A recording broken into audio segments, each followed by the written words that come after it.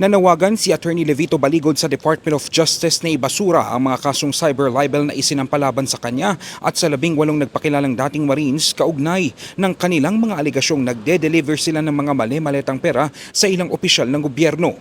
Ayon kay Baligod, dapat umatras o mag-inhibit ang DOJ sa paghawak ng mga kaso dahil iniimbestigahan na rin ng Office of the Ombudsman ang parehong mga paratang. Ipinaliwanag ng abogado na nauna nang tinanggap ng Ombudsman ang kanilang reklamo at nakapanayam na ang ilan sa mga dating sundalo na nag-akusa na inutusan umano sila ni dating Congressman Zaldico na maghatid ng pera sa iba't ibang personalidad.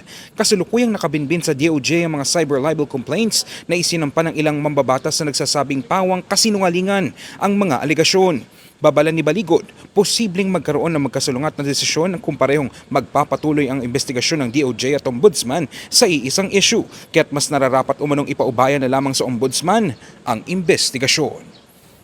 In the heart of changing lives, ako si Brigada Ino Flores ng 105.1 Brigada News FM Manila, The Music and News Authority.